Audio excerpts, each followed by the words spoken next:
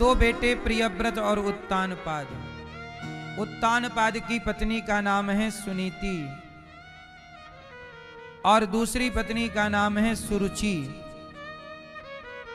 सुनीति जाए उत्तानपादस्य सुनीति सुरुचिस्तयोः। सुनीति के पुत्र ध्रुव जी एक बार अपने पिता की गोद में बैठने गए। सौतेली माता ने हाथ पकड़ कर के नीचे गिरा दिया। पुत्र, तुम इस गोद में बैठने के अधिकारी नहीं हो, जाओ यहां से, चले जाओ।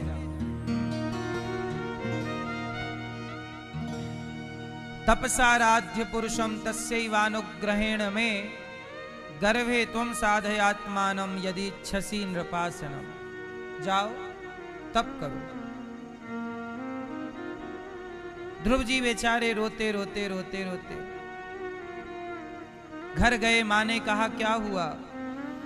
कह दिया माँ, अपमान कर दिया मेरी माँ ने, सौतेली माँ ने। सुनीति ने कहा बेटा ध्रुव तू परेशान ना हो, तेरा अपमान हुआ है, कोई बात नहीं। तू पिता की गोद में बैठना चाहता था, पुत्र तू जा उस परम पिता की गोद में बैठ, जिसकी गोद में बैठने के बाद किसी की गोद में बैठने की जरूरत नहीं पड़ती। ध्रुव जी ने माँ ने मोटिवेट किया, जाओ तपस्या। देखो माँ कितनी अच्छी है। माँ बच्चे को कहाँ के लिए प्रेरणा दे रही है? तपस्या करो, तप करो। माँ, मैं जितनी भी माएँ मुझे सुन रही हैं, मैं सभी माँओं से हाथ जोड़ के एक छोटी सी प्रार्थना करूं। अपने बच्चे को रोज 5-10 मिनट अपने पास बिठाकर रोज कुछ ना कुछ अच्छी बात उसे समझाओ, रोज उसे सिखाओ, रोज उसे कुछ अच्छी बातें बताओ कि बेटा तुम्हें बहुत तरक्की करना है, बहुत आगे बढ़ना है, उसके लिए पढ़ना होगा, उसके लिए अच्छे आचरण करने होंगे, तुम्हें लड़ाई झगड़ा नहीं करना, बेटा तुम्हें गुटखा नहीं खाना। आप रोज कहिए, सामने वाला माने ना माने। अच्छा ये बताओ, पत्थर है और आप एक हथौड़ा लिए हैं और हथौड़ा लेकर के मार रहे हैं, एक ही जगह पर बार बार चोट मार रहे हैं। कितना भी मजबूत पत्थर हो, एक ऐसी भी चोट आएगी जो चोट उस पत्थर को तोड़ देगी। ये बात सही है कि गलत है?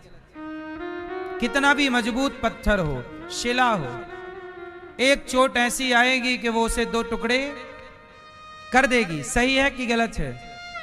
ऐसे ही बच्चों को ज्ञान की चोट मारते रहो, मोटिवेट करते रहो, समझाते रहो, उनके गलत पर समझाओ, प्यार से समझाओ, डांट कर नहीं, बिठाओ प्यार से। बेटा ये दारू पीना सही नहीं है, बेटा ये सिगरेट पीना सही नहीं है, बेटा तुमने जो रास्ता पकड़ा है वो गलत है, समझाओ। वो ना समझने की जिद पकड़ा है तो तुम भी समझाने की जिद पकड़ लो। अब देखते हैं जीत किसकी होती है। अच्छी बातें करते रहिए, करते रहिए, करते रहिए। अच्छी बातों का, अच्छे संग का प्रभाव पड़ेगा जरूर। अच्छा बताओ, कुएं की रस्सी, कुएं की रस्सी कुएं के पत्थर को घिस देती है कि नहीं? आप तो जानते होंगे कि रसरी यावत जात है सिल पर पड़त निशान, करत करत अभ्यास के जड़मती होत सुजान। जड़मती मतलब मूर्ख व्यक्ति भी प्रैक्टिस करने से, अभ्यास करने से, समझाने बुझाने से गलत व्यक्ति भी एक दिन सही हो सकता है। जैसे रस्सी के घिसने से कुएं के पत्थर पर निशान पड़ जाता है। जब कुएं के पत्थर को रस्सी घिस सकती है तो आपको हम रोज समझाएं। इसलिए तो कहते हैं कथाएं रोज सुनो, सत्संग रोज करो। एक ना एक दिन वो सत्संग की एक बात आपके पूरे जीवन को बदल करके रख देगी। रोज हथौड़े से पत्थर पर चोट मारिए मारिए मारिए, एक दिन वो पत्थर टूटेगा जरूर, कितना भी मजबूत क्यों ना हो, बुराई कितनी मजबूत क्यों ना हो, बुराई कितनी भी पुरानी क्यों ना हो, पर सत्संग के हथौड़े से प्रहार तो कीजिए। अर्थात सत्संग थोड़ा सा करना स्टार्ट तो कीजिए।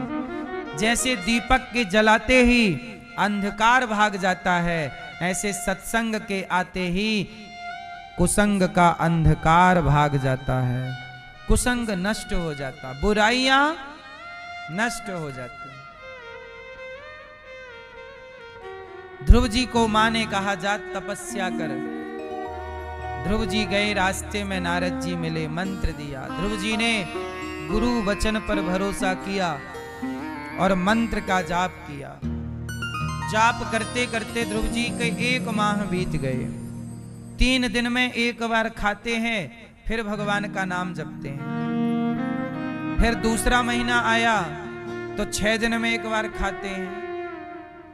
साधक को कंट्रोल कहां करना चाहिए, आप बताओ? साधक को कंट्रोल कहां करना चाहिए? साधक को कंट्रोल करना चाहिए खान पान में। किस पर कंट्रोल? जोर से।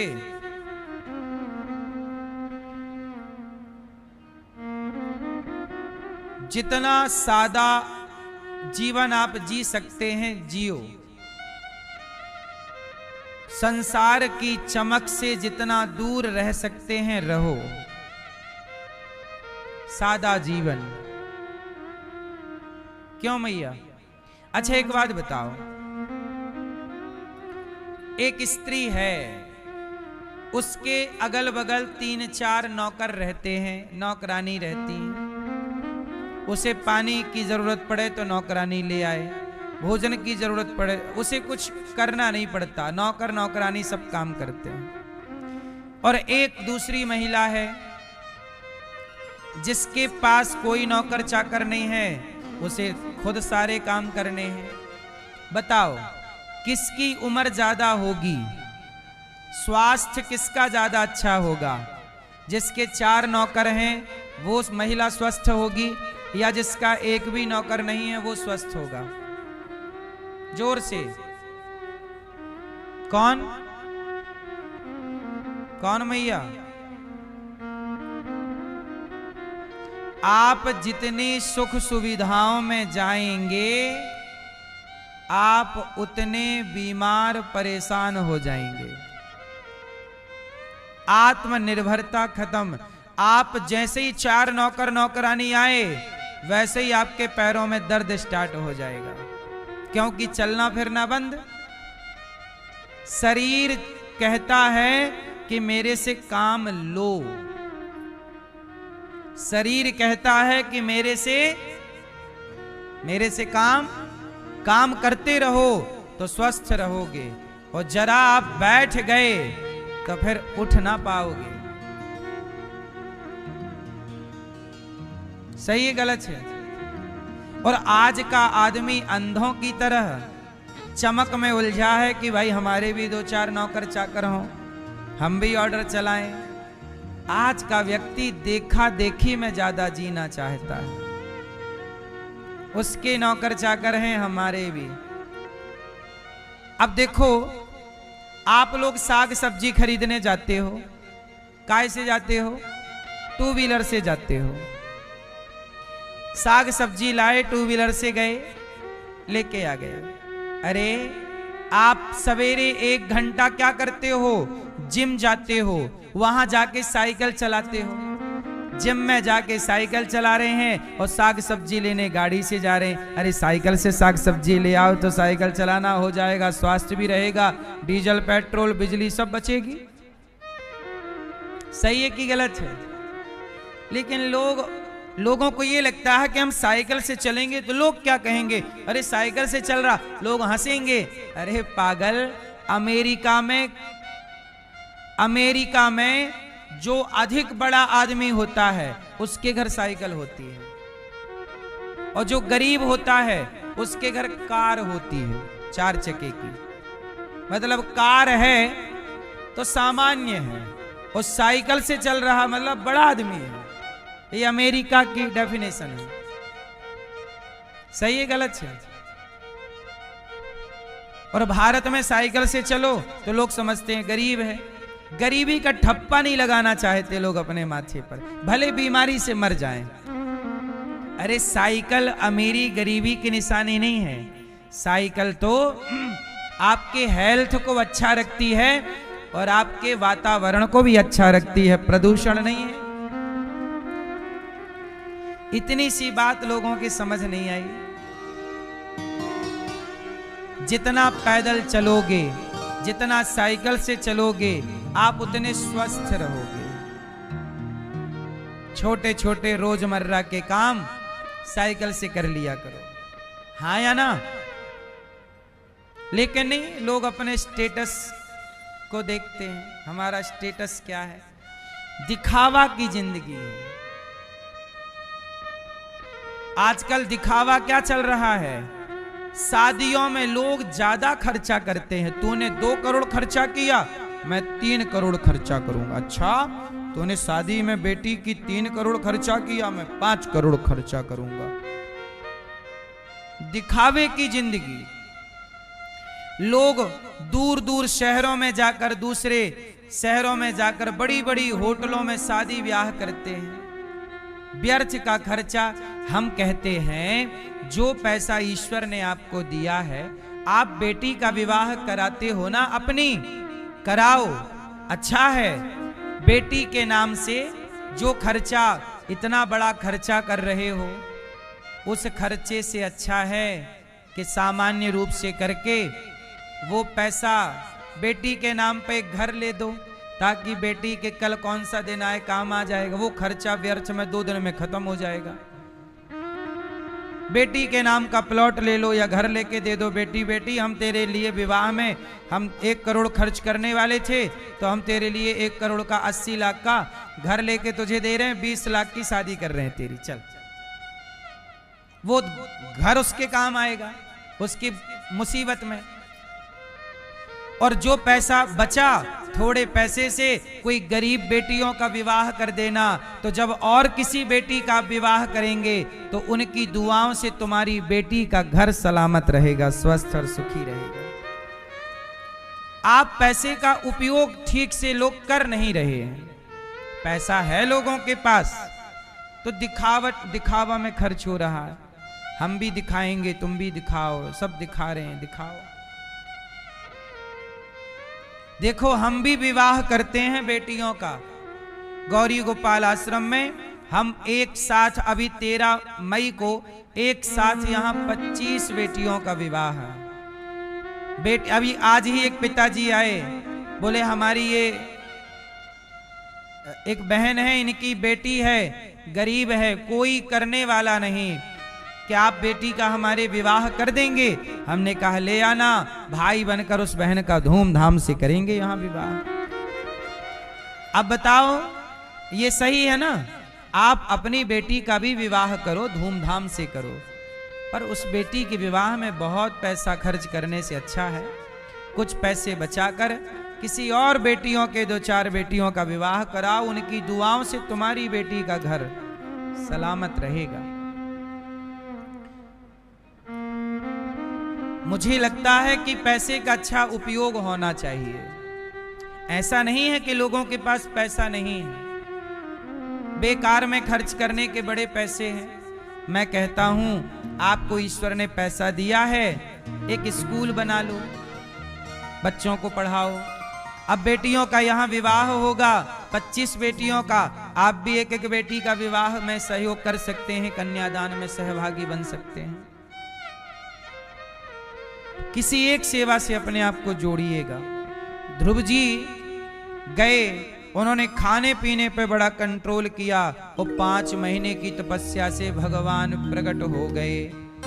भगवान के आने में देर नहीं है। अच्छा एक बात बताओ, दही में मक्खन है कि नहीं?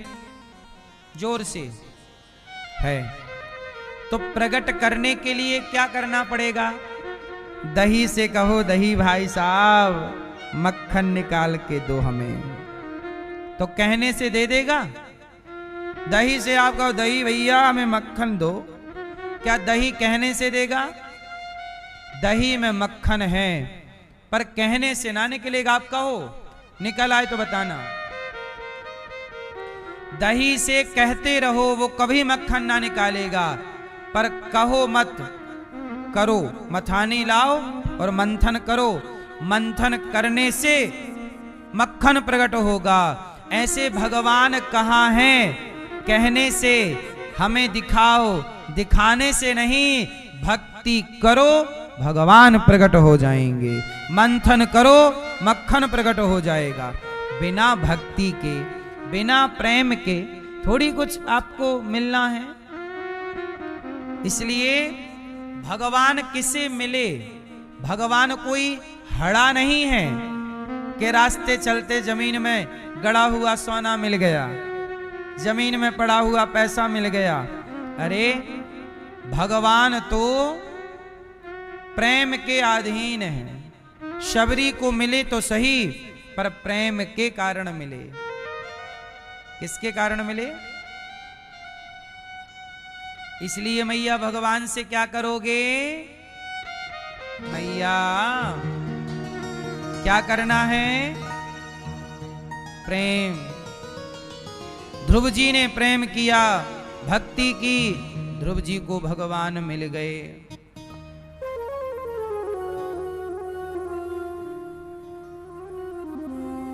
महाराष्ट्र में एक भक्त हुई, प्रेम से भगवान मिलते हैं। इसका उदाहरण मैं आपको देता हूं। महाराष्ट्र में एक भक्त हुई शक्कोबाई। क्या नाम था? महाराष्ट्र में एक मंदिर है भगवान का, विट्ठलनाथ जी। तो विट्ठलनाथ जी के मंदिर में एक लड़की रहती थी। वो लड़की बचपन से उसके माता पिता नहीं थे, माँ बाप की मृत्यु हो गई या छोड़कर कोई चला गया, तो वो बेचारी मंदिर में ही रहती। मंदिर में झाड़ू लगाती, पोंछा लगाती, भगवान के बर्तन धुलती। भगवान से बड़ा प्रेम करती थी वो। मेरे विट्ठल, मेरे विट्ठल, विट्ठल विट्ठल विट्ठला, पांडुरंग विट्ठला। विट्ठलनाथ जी खूब विट्ठल विट्ठल गाती, खूब विट्ठल विट्ठल का नाम गाती, प्रेम से पुकारती। अब वहां जो पुजारी लोग थे, वो भी उस लड़की को अपनी बेटी की तरह रखने लग गए। कह रहे ये यहीं रहती, इसका कोई नहीं है, ये यहाँ मंदिर की बेटी है। चलो हम सबकी ये क्या हुई, अब बेटी की तरह उसे प्रसाद दे देते। भोग लग जाए तो भगवान का प्रसाद खाती, और प्रसाद खा के दिन भर उसका कोई काम नहीं, मंदिर में झाड़ू लगाना, भगवान का दर्शन करना और प्रेम से भगवान का नाम जपना। बस कथा हो जाए कहीं तो कथा सुन लेना, यही उसका काम था। अब हुआ क्या कि वो जब बड़ी हुई, जवान हुई, तो मंदिर के पुजारियों को लगा कि बच्ची हम सब ने बेटी कहा है तो अब इसका विवाह भी करा दें। तो उन्होंने कुछ दूर पर एक बड़े आदमी रहते थे, उनसे, उनके लड़के से उस लड़की का विवाह करा दिया, शक्कोबाई का। अब विवाह हुआ, वो ससुराल आ गई शक्कोबाई। और जब ससुराल आई तो ससुराल में भी सारे लोग बिल्कुल उल्टा थे। शक्कोबाई तो बहुत बड़ी भक्त थी, बहुत भगवान का नाम जपती, भगवान से अत्यधिक प्रेम करती, परंतु ससुराल में कोई भी भगवान का नाम नहीं जपता था, कोई भी पूजा नहीं करता। जब कोई पूजा नहीं, कोई ध्यान नहीं, और जब शक्कोबाई पूजा करे तो शक्कोबाई की पूजा देखकर सास ताना मारती, बड़ी पुजारिन बन रही है, बड़ी पूजा पाठ कर रही है। पर वो शक्को के प्रेम को वो लोग समझ ही नहीं पाए। उसका प्रेम तो बिल्कुल पवित्र था भगवान से, लेकिन ये लोग उसकी पूजा को ढोंग बताते, ससुराल के लोग, शक्को बाई की ससुराल के लोग। पति उसकी पूजा को ढोंग कहता, सास कहती कि तू बड़ी पंडितानी बन रही है, ये बन रही है। खूब अपमान किया, पर फिर भी वो सास की बातें सुनकर, पति का तिरस्कार सुनकर वो घर का काम पूरा करती थी। सास की भी सेवा करती, पति का भी ख्याल रखती, सारी जिम्मेदारियां पूरी करती। और वह जो समय बच जाए वो काम करते करते वो विट्ठल नाथ जी के ध्यान में डूब जाती। एक बार क्या हुआ कि वो रोटी बना रही थी शक्को बाई। अब रोटी बनाते बनाते ध्यान भगवान का आ गया और भगवान के चिंतन में वो डूब गई, तो रोटी जल गई। और जब रोटी जली तो धुआं उठा, बगल में सास थी, सास को जली हुई रोटी की गंध गई। सास आई, देखी तो चूल्हे पर रोटी जल रही और शक्को बाई ध्यान में भगवान विट्ठल नाथ जी। सास ने आकर गाल में एक तमाचा मारा। नींद आ रही है, रात को सोती नहीं है, सो रही है, जबकि वो सो नहीं रही थी, वो ध्यान में चली गई। ध्यान लग गया भगवान का। भोजन जला दिया, अन्न बर्बाद कर रही है, खूब मारा, सास ने मारा। फिर पति को पता लगा तो पति ने भी मारा। सबकी मार खाकर भी वह भगवान का चिंतन करती रहती, कोई किसी को जवाब नहीं देती। उसने समझ लिया कि मेरे भाग्य में ये कष्ट लिखा है तो मुझे हंस के या रो के सहना तो पड़ेगा। अब उसने सारा कष्ट वो सहती और भगवान से प्रेम करती। एक दिन क्या हुआ, देखो केवल भक्त ही नहीं रोता, भगवान भी भक्त के लिए रोते हैं। भगवान हमसे बहुत प्रेम करते हैं, पर हमारे जो कर्म कभी बुरे रहे होंगे, जिस कर्मों का फल हमें भोगना पड़ता है, उस कर्मों के फल में भी कई बार भगवान कहते हैं भोग करके पवित्र हो जाओगे। इसलिए भगवान भी कई बार भोगने देते हैं, वो प्यार बहुत करते हैं। आप लोगों को लगता है कि हम तो भक्त हैं, हमें कष्ट क्यों हो रहा है, हमें दर्द क्यों हो रहा है, हमारे साथ ऐसा क्यों हो रहा? नहीं, भक्त हो मतलब क्या चाहते हो कि आपको कोई कष्ट ना हो, आपको आपके कर्मों का दंड ना मिले। भगवान कहते हैं नहीं, मैं तो मिलूंगा पर तुम पवित्र होकर के आओ, कोई भी कर्म भोग शेष ना रह जाए। भगवान चाहें तो कर्म समाप्त भी कर सकते हैं। मेरे भाग्य में दुख है, भगवान चाहें तो कर भी सकते हैं समाप्त।